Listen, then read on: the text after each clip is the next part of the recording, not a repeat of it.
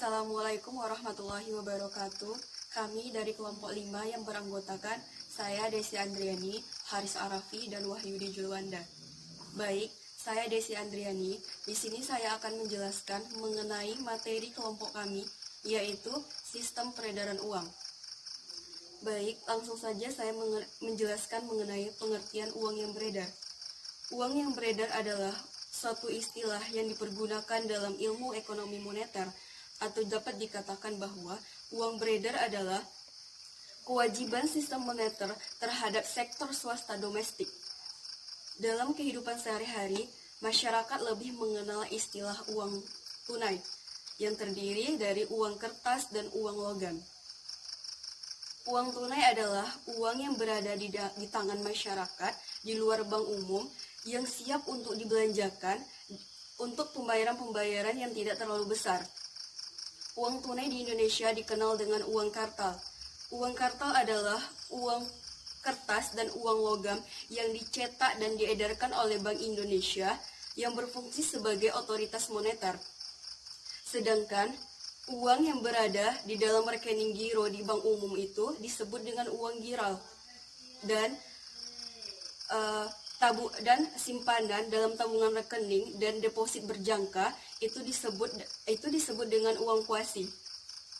Dari 3 jenis uang yang saya sebutkan tadi, ada 2 pokok hal yang membedakan ketiga jenis uang tersebut. Yang pertama adalah dilihat dari lembaga yang mengeluarkannya. Uang kartal dikeluarkan oleh bank sentral, sedangkan uang giral dan uang kuasi ini dikeluarkan oleh bank umum. Yang kedua adalah perbedaannya dilihat dari segi penggunaannya. Uang kartal dan uang giral ini dapat dipergunakan secara langsung dalam proses pembayaran dan dapat didefinisikan bahwa uang kartal dan uang giral ini lebih liquid daripada uang kuasi.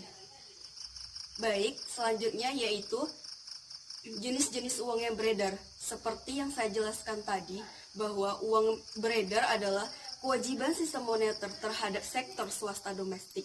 Di Indonesia, uang yang beredar ini terbagi menjadi 2. Yang pertama adalah uang yang beredar dalam arti sempit dan uang yang beredar dalam arti luas. Pertama yaitu uang yang beredar dalam arti sempit, atau yang disimbolkan dengan M1 adalah kewajiban sistem moneter terhadap sektor swasta domestik, yaitu berupa uang kartal dan uang giral gitu. Sedangkan yang kedua adalah uang yang beredar dalam arti luas atau yang disebut dengan likuidasi perekonomian, yang disimbolkan dengan M2 adalah kewajiban sistem moneter terhadap sektor swasta domestik berupa uang kartal, uang giral, dan ditambah dengan uang kuasi. Atau dapat dikatakan bahwa M2 ini ada M1 ditambah dengan uang kuasi, atau uang beredar dalam arti sempit ini ditambah dengan uang kuasi. Jadi tampak jelas perbedaan antara uang yang beredar dalam arti sempit dan uang yang beredar dalam arti luas. Kalau uang yang beredar dalam arti sempit ini yang terdiri dari uang kartal dan uang giral, sedangkan uang yang beredar dalam arti luas ditambah dengan uang kuasi. Baik, selanjutnya adalah pengembangan pengertian uang beredar. Pada awalnya, di sistem perekonomian yang sederhana, didefinisikan uang yang beredar adalah uang yang dicetak dan diedarkan oleh penguasa atau otoritas moneter pada waktu tersebut dan hanya merupakan uang giral saja.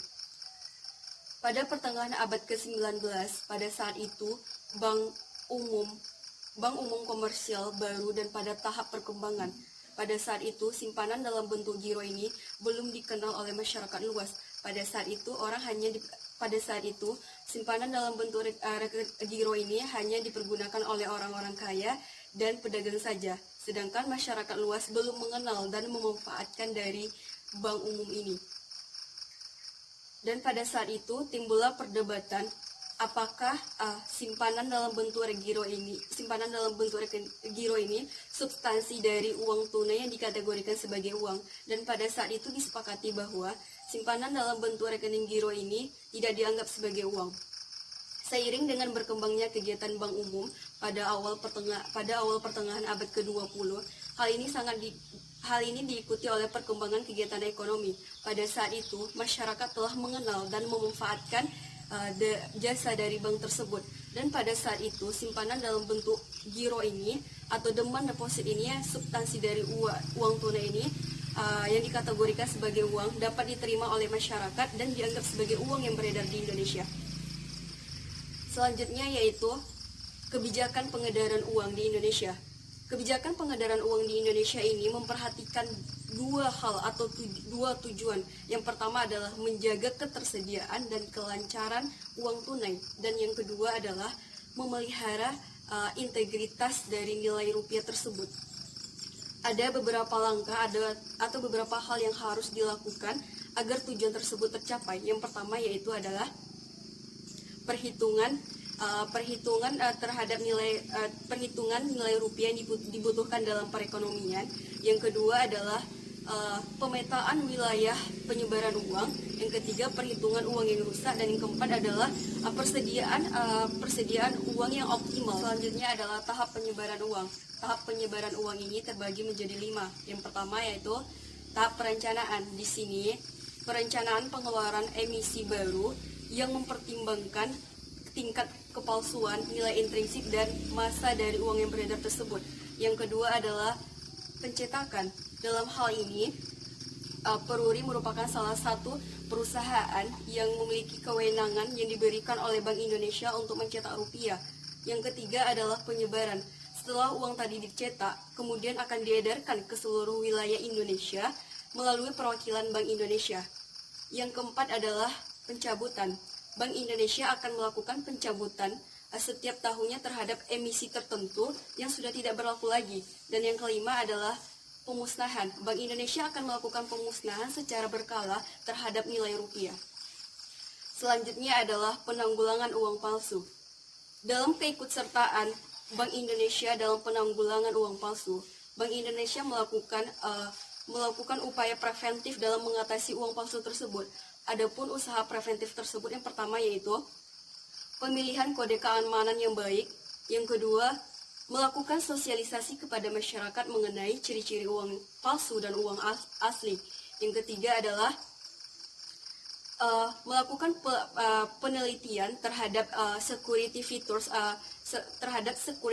yang telah dapat dipalsukan, dan perkembangan teknologi pemalsuan uang yang menjadi masukan dalam pembuatan emisi rupiah yang baru.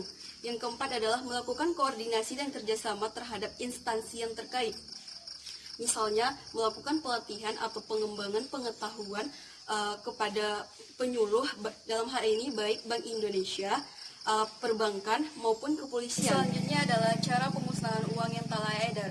Sesuai dengan Undang-Undang Nomor 7 Tahun 2011 tentang mata uang dan peraturan Bank Indonesia yang mencakup segala peraturan perundang-undangan tersebut, pada prinsipnya uang yang tak layak edar ini harus dimusnahkan. Uang yang dimusnahkan tersebut akan diganti dengan uang yang berkualitas baik kepada masyarakat. Dalam hal pelaksanaannya, pemusnahan uang tak layak edar ini harus dikoordinasikan antara Bank Indonesia dan pemerintah. Setiap tahunnya, laporan pemusnahan uang tak layak edar ini harus masuk dalam lembaran negara. Selanjutnya yaitu dampak peredaran uang palsu terhadap perekonomian. Yang pertama adalah terjadinya inflasi, yaitu proses meningkatnya harga secara umum dan terus-menerus. Yang kedua adalah terjadinya kesenjangan sosial secara lebar. Dan yang ketiga, mempengaruhi supply. Dan yang keempat adalah uang berkualitas baik akan digantikan dengan uang yang berkualitas buruk. Demikianlah penjelasan materi dari kelompok kami. Untuk lebih jelasnya, teman-teman dapat melihat soft copy yang telah kami kirim di grup WA ini. Kami mohon maaf apabila ada kesalahan. Kami sudahi dengan Assalamualaikum warahmatullahi wabarakatuh.